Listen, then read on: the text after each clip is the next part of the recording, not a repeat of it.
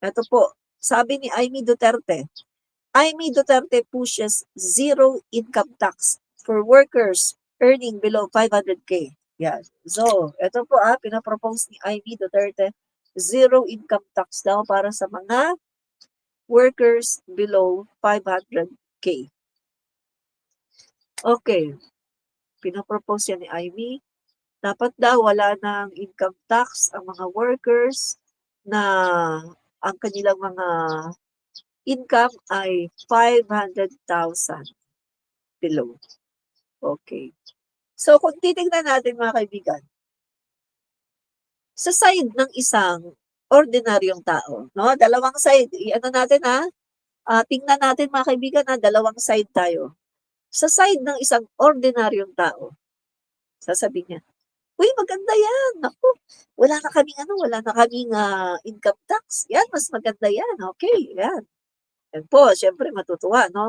Ordinaryong tao, ang unang-una mong mararamdaman, matutuwa ka.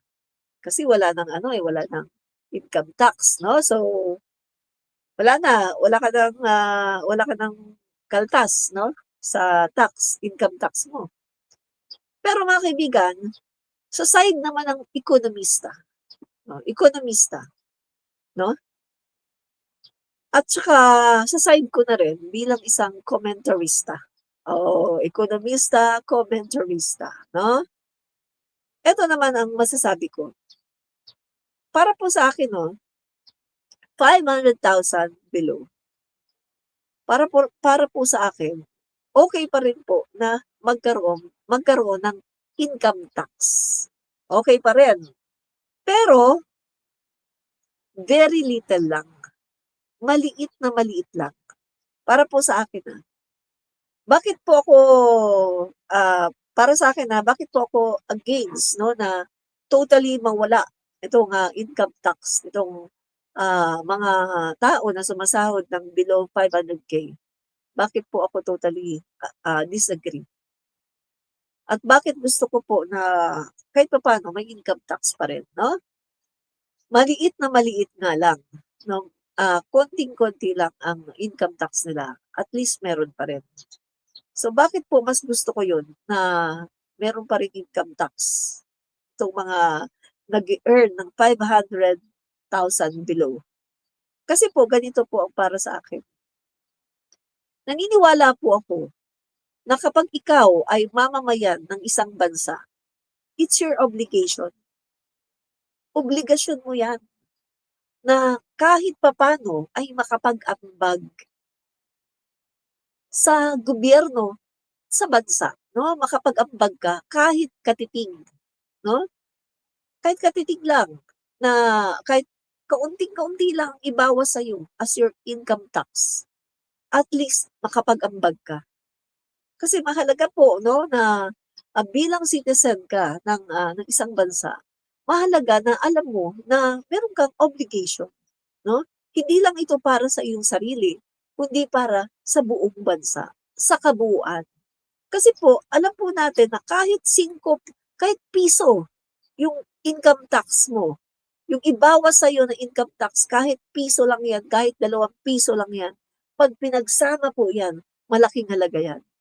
At yan po ay makakatulong para sa mga programa, proyekto ng ating gobyerno. No? Kaya naniniwala po ako na yung totally tanggalin yung income tax ng mga sumasahod ng 500K pababa, para po sa akin ay hindi maganda. Isa rin po yan na makakaapekto din po sa ekonomiya ng ating bansa. No? Kasi ang lahat ng tao, kapag ikaw ay nakatira sa isang bansa, obligasyon mo yan Obligasyon mo yan na kung nagtatrabaho ka, dapat talaga meron kang income tax, no? Meron talaga dapat yan. Maliit man, malaki ang iyong sweldo, meron talaga dapat yan. Ngayon kung 500K below lang ang sweldo mo yearly, okay na sa akin kahit pagbayarin ka lang ng 10 piso Kahit 10 piso lang yung income tax mo bawat sahod O sabihin natin kahit 5 piso lang It goes a long, long way na, marami na yang matutulungan. Pero sabihin mong totally tatanggalin, para sa akin hindi po maganda. Kasi dito mga kaibigan, sa pagbabayad ng income tax, tinuturuan natin ang ating mga kababayan na maging responsible, maging responsable, na tayo po ay bilang Pilipino, meron po tayo dapat pakialam at meron po dapat tayong ambag sa bayan po nating Pilipinas. Right, mga kababayan? So, wag po totally tanggalin. Wag po totally na tinatanggal ang income tax. Hindi po yan magiging maganda sa ekonomiya ng ating bansa. Tingnan mo mga kaibigan, halimbawa, for example, merong mga, let's say, uh, 1 million workers. Kunwari lang 1 million workers sa bansa natin na nag-earn ng 500,000 pababa. Pag tinanggal mo totally yung kanilang income tax, anong makukuha mong revenue sa kanila? Di ba? Zero. Pero, yung 1 million na mga workers na yan, kapag siningil mo yan sa income tax nila ng at least 10 pesos kada sweldo, yung 1 million na yan, siningil mo ng 10 pesos kada sweldo, magkano ang revenue? O, di ba malaki na? Malaki rin ang revenue. At makakatulong na yan sa mga programa, lalo na mga programa ng ating gobyerno na mga pro-poor. Tandaan nyo mga kaibigan, nakakaranas tayo ng maraming bagyo. Nakakaranas tayo ng mga earthquake. Nakakaranas tayo ng mga disaster. Pag-erupt ng mga bulkan. Tandaan nyo na disaster-prone country tayo, ang Pilipinas. Kasi tayo ay nasa ring of fire. So meaning to say, kailangan talaga natin ng revenue. Kailangan talaga natin na merong mga nagbabayad ng taxes. Kasi, once na tinanggal mo totally yan, zero revenue ang makukuha mo. Pero kung sasabihin mo na, babaan natin ang income tax nyo, o kahit pa paano, may makukuha ka. Gets? Yun po sa side ng isang ekonomista, no? At komentarista na katulad ko. Huwag tanggalin totally, kundi babaan ang income tax. Yan. So ano masasabi nyo guys, no? Diyan po sa ating topic na yan. Good morning po ma'am. Shout out po from Tacloban, Leyte. Salamat po.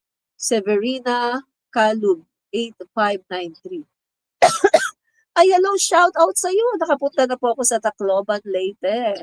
Ay, maganda po dyan sa Leyte, no? Maganda po dyan sa Tacloban. Nakapunta na po ako. Naku, ang ganda ng flood control nyo, no? Talagang napakatibay. Ang tibay ng flood control nyo dyan, sa totoo lang.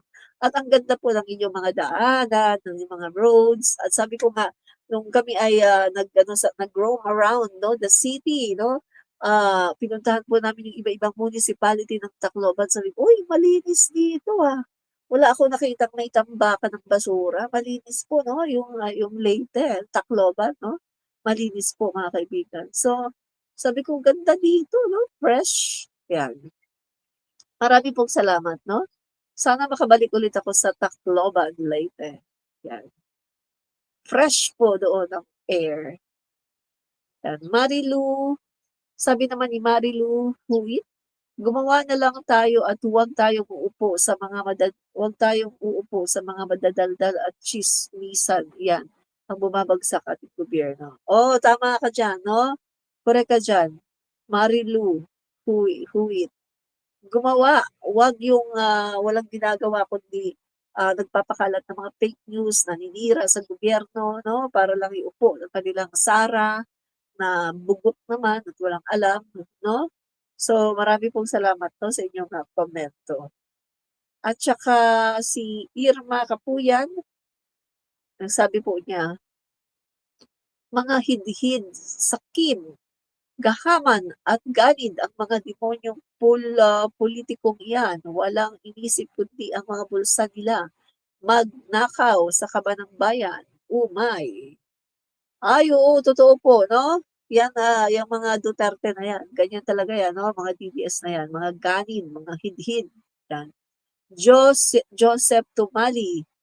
Sabi ni Joseph Tumali, 6022, sana naman hindi ito biro.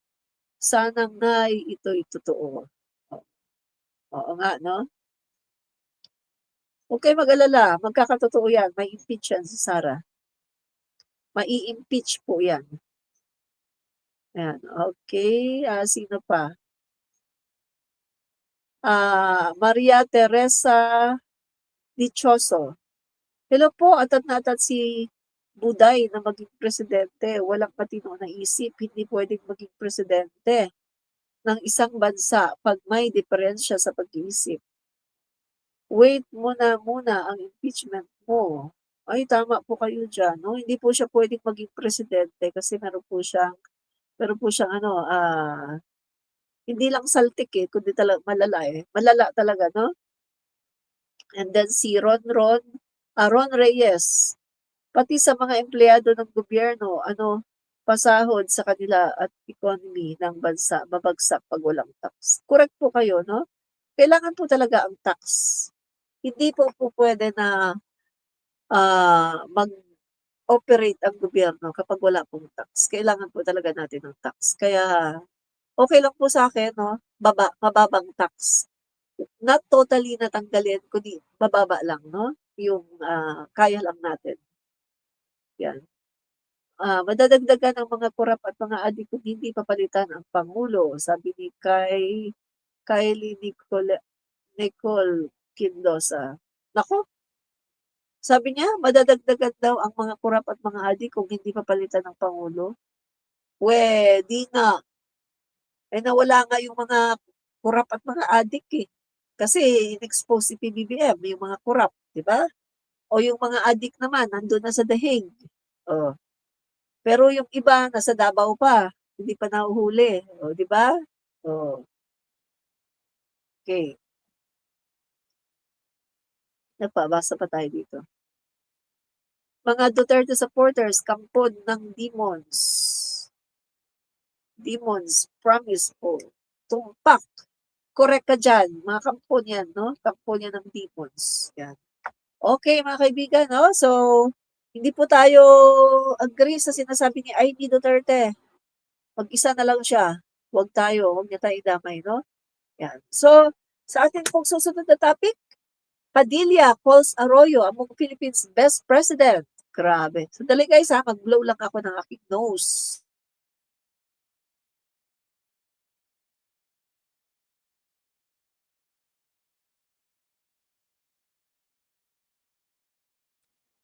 Ang sabi ni Robin, look, Senator Robin Padilla praised former President and current Pampanga Representative Gloria Macapagal Arroyo as one of the nation's best presidents during her term from 2001 to 2010, saying she clearly understood what the country needed to move forward. Padilla said her administration strengthened the economy and lessened the country's reliance on imported fuel. Alam niyo mga kaibigan, no? Siyempre, naranasan natin yung presidency ni Gloria Macapagal Arroyo. Alam niyo ba, nagkaroon dyan ng global crisis, no, mga kaibigan, no, sa panahon po ni Gloria Macapagal Arroyo. Alam niyo ba, mga kaibigan, yung mga sweldo nun, natatandaan ko, no, yung mga sweldo nun, guys, ay,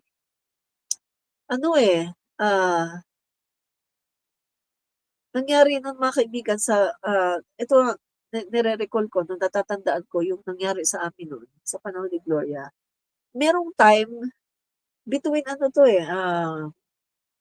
correct me if I'm wrong pero sa pagkakatanda ko, between mga 2000, nakalimutan ko na pero may payslip kami nun tinatago ko pa nun yung payslip, no, na yung sahod ang liit, napakaliit ng sahod. Bakit? Kasi during the time of Gloria Macapagal Arroyo, nagkaroon po ng malaking problema sa ekonomiya, no? Nagkaroon din po ng world crisis noon, mga kaibigan. Tapos yung Pilipinas, grabing apektado noon, guys, no? Kung maalala nyo na yung pasok sa mga company, may 3 araw na lang, may mga 2 araw na lang. Tapos tinitingnan ko nga nun na kino-compile ko nun yung payslip, grabe. Ang ano guys, halos wala ka ng masweldo, 'no, dahil 3 days lang yung pasok 'no, in a week 3 days lang ang pasok tapos, ah, may cut pa 'no, yung hindi puwedeng 8 hours, kailangan mga, 6 hours lang yung pasok. Nakalimutan ko lang guys, eh, yung exact, year 'no, pero nangyari po yan sa panahon ni Gloria Macapagal-Arroyo. Nung nagkaroon po kasi ng world crisis, nagkaroon po ng fiscal crisis 'no, sa marami pong mga bansa kahit po sa Amerika 'no, sa mga first world countries at apektado din po yung Pilipinas. So, natatandaan ko nung mga kaibigan, grabe 'no, grabe po yung dinanas namin nun. Pero siyempre guys 'no, tiis-tiis hanggang sa yun nga naka-recover yung, buong mundo, naka-recover tapos, umayos naman yung ekonomiya 'no. Pero kung titingnan natin itong sinasabi ni Robin Padilla, oo, nandun na tayo guys 'no. Meron talagang magandang nagawa din 'no, si Gloria Macapagal-Arroyo sa ating ekonomiya. Aminado naman tayo dun guys kasi si Gloria po ay isang ekonomista 'no. May maganda naman talaga siyang nagawa sa bansa natin. Pero ang ano ko dito para sabihin niya na among the Philippines, best president, ah, siguro medyo may katotohanan 'no, medyo may katotohanan guys 'no, aminado ako dun kasi magaling naman talaga si Gloria Macapagal-Arroyo pagdating sa economy, kasi ekonomista siya guys, eh. Pero, tama nga guys 'no, tama ito 20, 2021 to 2010 'no, sa mga ganyang, mga ganyang taon may nangyari noon mga kaibigan 'no na ano, na krisis 'no. Pero eto nga masasabi ko, si Gloria, although may nagawa siya sa bansa natin, pero yung kanyang hindi ko nagustuhan yung hindi siya honest. Hindi po siya honest 'no, na meron nga siyang scandal 'di ba yung Hello Garci, na nandaya po siya sa election. Yung, tsaka siya po ay more on naka-lean po siya sa China, si Gloria Macapagal-Arroyo. At eto rin po yung naging dahilan 'no kung bakit yung China ay masyadong naging agresibo din sa West Philippine Sea. Kasi during the time of, Gloria Macapagal-Arroyo, pinayagan po ni Gloria, Macapagal-Arroyo na yung China ay mag-explore 'no, mag-explore diyan sa, ating mga karagatan sa West Philippine Sea. At diyan po unang-una nadiskubre ng China na, napakayaman pala ng West Philippine Sea. Napakayaman pala ng bansa ng karagatan ng Pilipinas. Diyan po talaga 'no, sa panahon po ni Gloria Macapagal-Arroyo kasi pinayagan po niya na mag-discover, mag-explore itong, Chinese 'no, itong China sa ating pong karagatan. At mula noon na nalaman ng China na napakayaman pala ng ating karagatan, mula po noon ay medyo umaaksyon na sila 'no, medyo nagiging aggressive na sila. Lumala nga lang sa panahon ni Digong, kasi si Digong po ay hindi po nagre-resist. At least si Pinoy noon, sa panahon ni Pinoy, at least nagre-resist si Pinoy. Ang naging problema naman po noon kay Pinoy, yung president po noon ng US ay si Obama. At itong si Obama, wala pong pakialam sa issue ng West Philippine Sea. Yun po yung naging problem noon 'no, ni Pinoy, sa panahon po ni Pinoy. Humihingi po ng tulong noon si Pinoy kay Obama 'no, about the issue of West Philippine Sea. Ang sinasabi po ni Obama, wala daw siyang pakialam diyan 'no. Kumbaga, problem ng Pilipinas 'no. Unlike po sa panahon ni PBBM na at least si Biden nag-stand 'no, si Biden at saka si Trump, nag-stand sila na tayo po ay ally 'no, long-standing ally po tayo na mula pa noon at tayo ay, tutulungan nila at tinutulungan nila patungkol sa issue ng West Philippine Sea. Pero pagdating po noon, kung, ilu-look back po natin sa panahon po ni Pinoy, wala pong nakuha si Pinoy na suporta kay Obama. Pinabayaan po siya totally 'no. Nakikita naman 'yan ng US, yung mga ginagawa ng, China, sa yung pag-ano nila, pag-reclaim nila ng, part 'no, ng karagatan diyan sa South China Sea. Nag-reclaim sila diyan, gumawa sila ng, gumawa sila ng, island 'no, diyan sa, South China Sea na kung saan nandiyan din yung part ng ating West Philippine Sea. So, during that time, nakikipag-usap si Pinoy na patungkol nga doon na tulungan siya ng Amerika pero wala pong pake si Obama. Kaya nga guys, si Obama po hindi po magandang presidente yan. Wala pong kwentang presidente talaga yan si Obama. Wala po yang naitulong sa bansang Pilipinas, no? Yan. During the time of Pinoy, pinabayaan po talaga niya. So, at during the time of Pinoy, hindi naman gano'n kalakas yung ating military forces, 'di ba? Kasi nga nung si President Marcos Sr. malakas. Malakas yung military forces natin. Pero nung si Cory Aquino na, ayan, pinabayaan na. Fidel Ramos, hindi rin tayo masyadong pagdating kay Gloria, wala din, hindi rin masyadong in-upgrade yung ating military capacity. So, pagdating kay Pinoy, so, nandun yung pagre-reclaim ng China, no, na kapag gagawa ng isla. So wala tayong say kasi super weak, no? Super weak ang ating military power, ating military forces. So wala tayong deterrent, no? Walang deterrent ang China para magdalawang isip kasi kita nila ay napaka-weak ng ng sandatahan, lakas ng Pilipinas, napaka-weak niyan. So wala silang ilalaban. Tapos nakita nila na si Obama wala rin pake.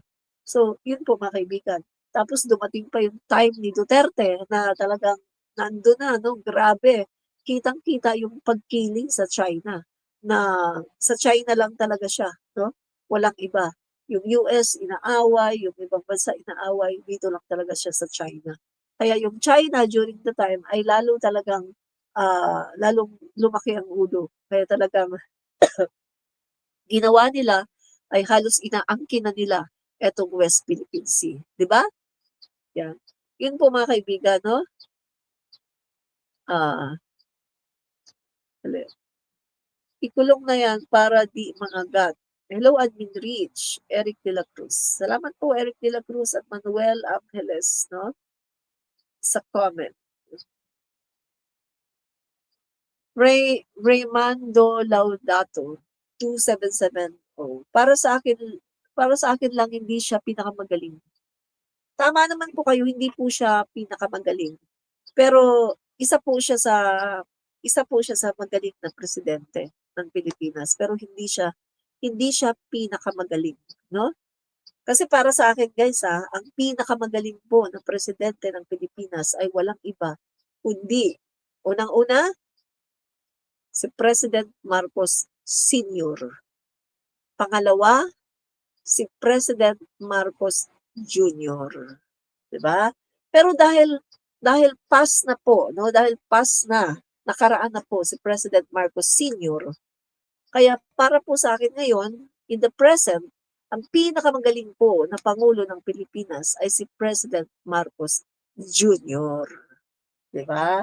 Pero kung titingnan natin, babalikan natin yung nakaraan, ang pinakamagaling po ay si President Marcos Sr. 'Di ba? Pero ngayon, kasi nakaraan na po 'yon, ang pinakamagaling po among the presidents, no? After President Marcos Sr. ay walang iba kundi si Junior, ang kanyang anak. 'Di ba? Yan.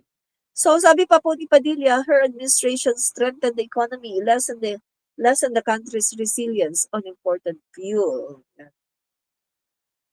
Alam niyo guys, no, kung sasabihin natin na patungkol po ito ah, sa fuel, no, patungkol po sa oil, ang may nagawa po kasi na talagang maganda, mga kaibigan, masasabi natin na the best, si President Marcos Sr. po talaga. Kasi sa panahon po ni President Marcos Sr., mga kaibigan, pinadami po niya yung ating yung mga nakukuhanan po natin para hindi na po tayo masyadong magdepende sa oil at mag-import. Pinadami po niya yung hydro, no? Yung hydroelectric power natin. Pinadami po niya yung iba-iba pong mga, katulad din ng coal 'no, nagkaroon po tayo niyon sa coal, pinagmumulan ng ating energy. Pinarami po ng ating Pangulong, Marcos Sr. at nakapagpagawa po siya nun ng 20 'no, 20 po na mga power plants. Power plants po, 20 po lahat siya. At nung nawala na po ang ating Pangulong Marcos Sr., wala nang nakapagpagawa pa ng mga power plants, 'no? Kung hindi ako nagkakamali may nakapagawa, isa lang. Oh, biruin mo ha, kaya mga kaibigan 'no naging naano tayo, napag-iwanan tayo sa Southeast Asia, eh. Kasi sa panahon ni President Marcos Sr. lahat ayan gawa, sige build, build, build ng build. O gawa ng mga planta, dami. Pero 'pag nawala na siya, stop, stop na. Kasi focus na yung mga politiko sa korapsyon. After President Marcos Sr., all politicians were focused 'no, doon po sa kanilang pagnanakaw.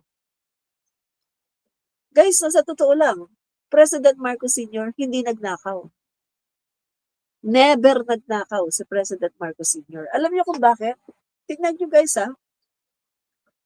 ang ang, ang budget ni President Marcos Sr. hindi pa nangangalahating bilyon for 20 years. For 20 years yan, hindi pa nagkakalahating bilyon, hindi pa eksakto. Nasa 406 464 something billion lang 'no, mga kaibigan 'no. Hindi siya hindi pa siya naging 500 billion, take note, 20 years. Tapos take note, ang dami niyang pinagawang universities, nakapagpagawa ng maraming classroom, bridges. Ang mga bridges na yan talaga namang nagtagal hanggang ngayon ay nagagamit natin.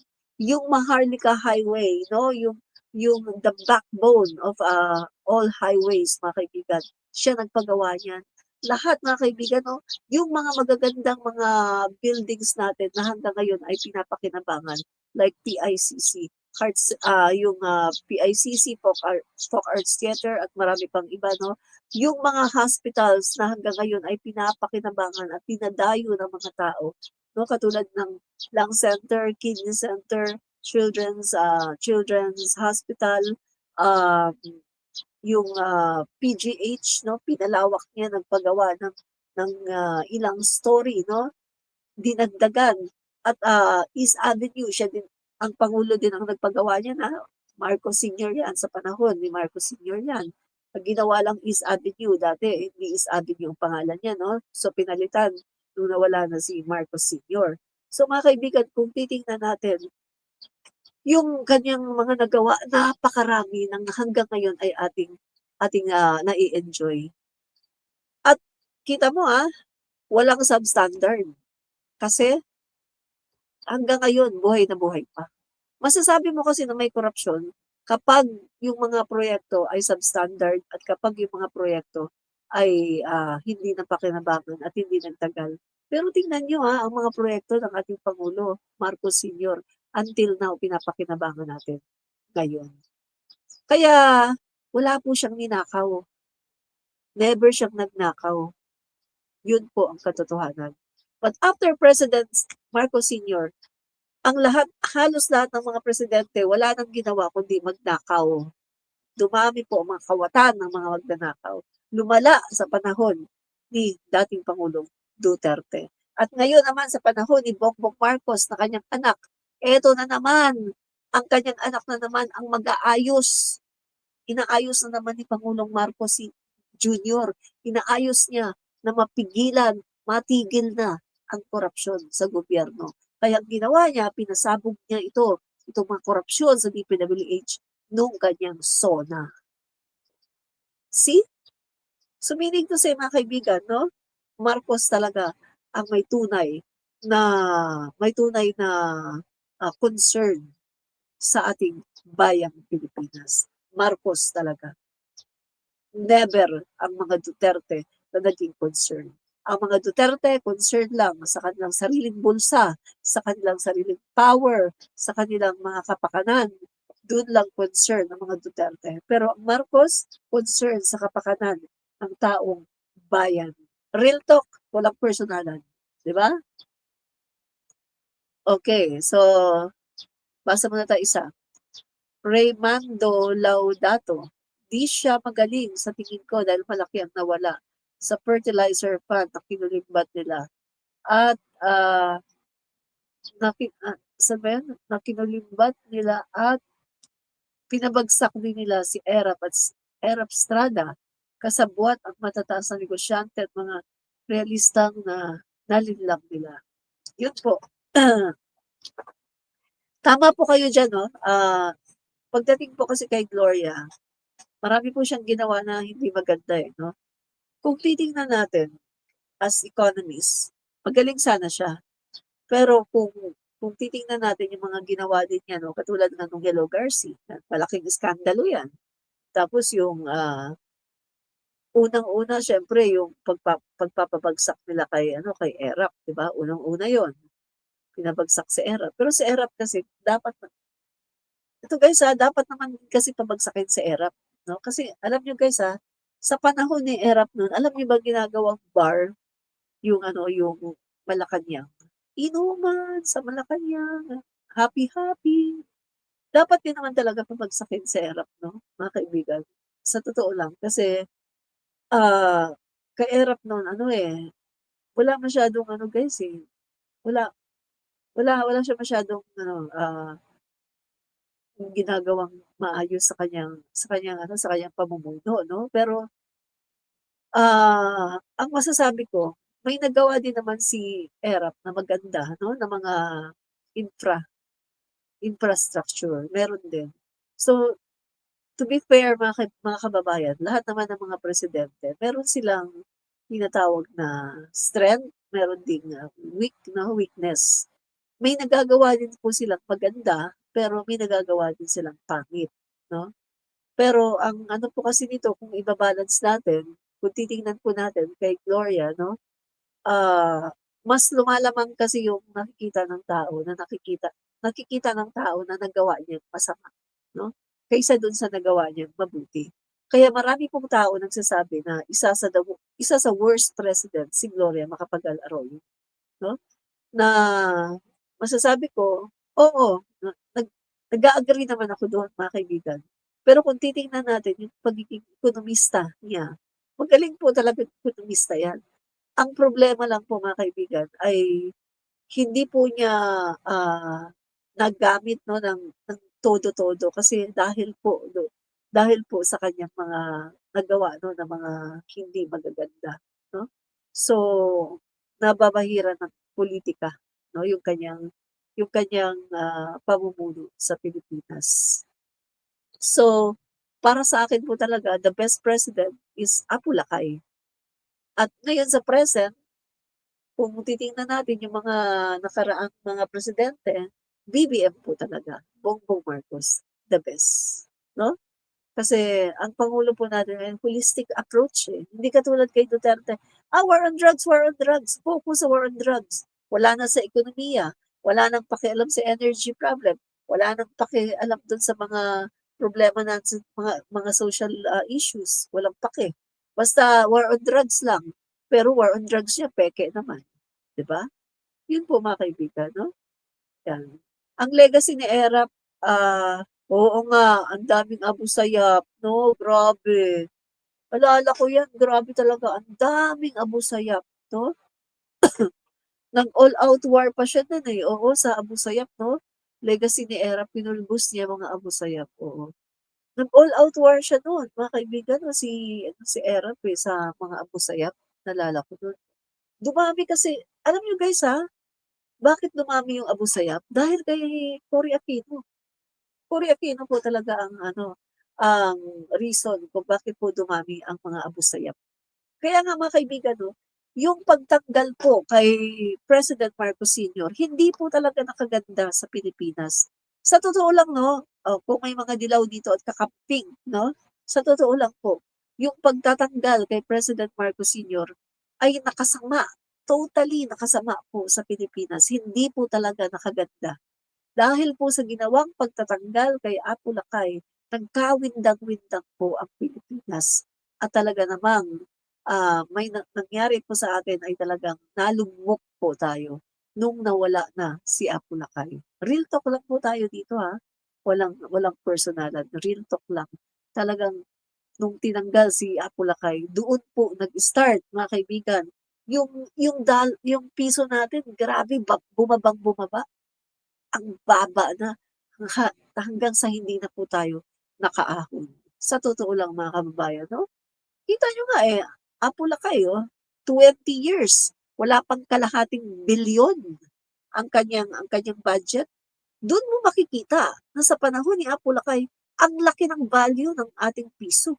Kasi 20 years niya, budget niya wala pang kalahating bilyon. Ganun po kalaki ang value ng ating piso. Ngayon, mag-budget ka ng wala pang kalahating bilyon. Oh, pwede ba yon?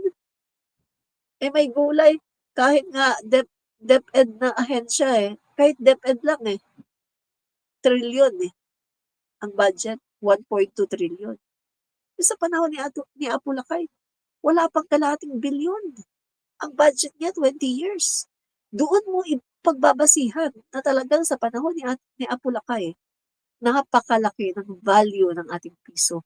Napakalaki ng value ng piso. Sa piso mo, ang dami mo nang mabibili. Sa 5 sentabo, ang dami mo nang mabibili. Real talk. Real talk lang, no? Yan. So guys sabihin natin kay Robin Padilla, no, hindi po kami naniniwala na si Gloria ay best president. Hindi po kami naniniwala.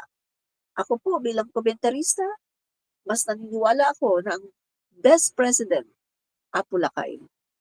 At ngayon, dahil nakaraan na si Apo Lakay, ang best president po ay ang kanyang anak, Marcos Jr. Yan. Okay, dumako naman po tayo sa ating pinakahuli na topic. Yan. Mamaya na po tayo mag-shoutout pagkatapos po ng topic natin na to. Shoutout ko. Yung mga hindi ko pa na-shoutout, no?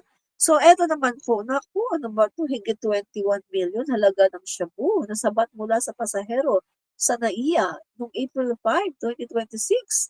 Alam nyo guys, nagpapatunay lang ito na ang gobyerno ngayon, guys, ay napakaseryoso sa paglaban sa mga illegal na substance.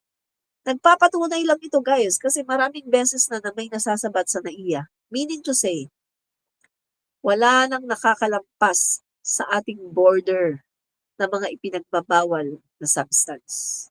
Dahil sa super higpit at wala na pong manscarpio, wala na pong pulong Duterte na alam mo na, nagpapalusot dyan para makapasok yung mga kontrabando ng mga illegal na substances.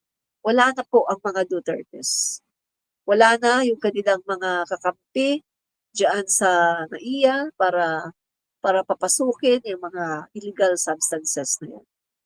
Kung mapapansin niyo mga kaibigan, palaging may nahuhuli sa NAIA.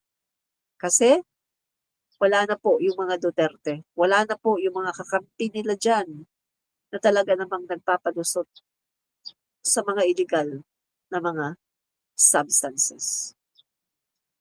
So meaning to say, seryoso ang gobyerno.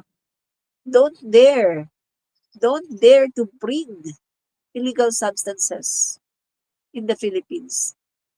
Kasi nasa NAIA pa lang kayo, masasabat na yan.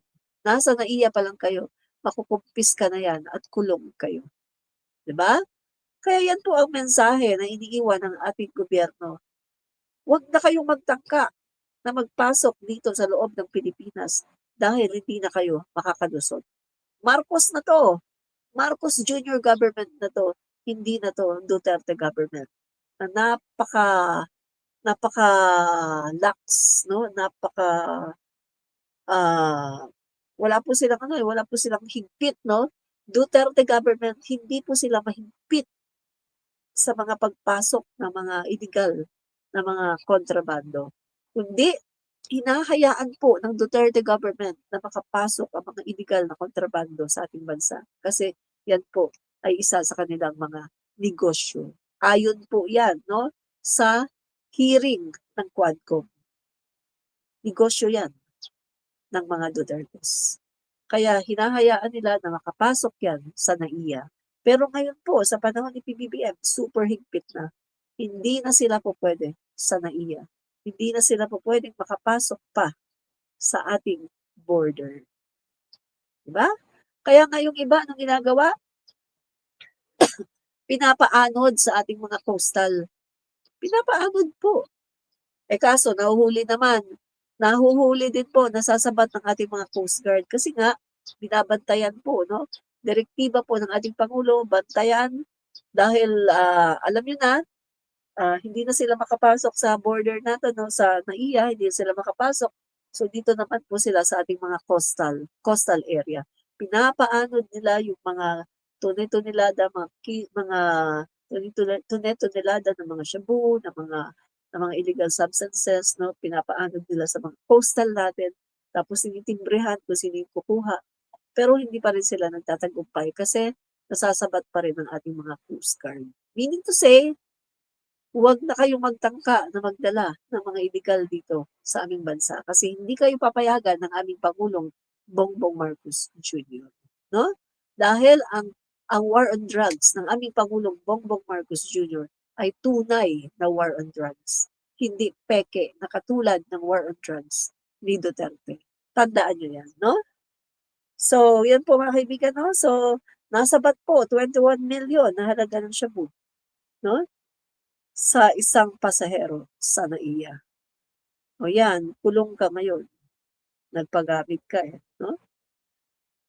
Kulong ka ngayon. Kawawa ka naman.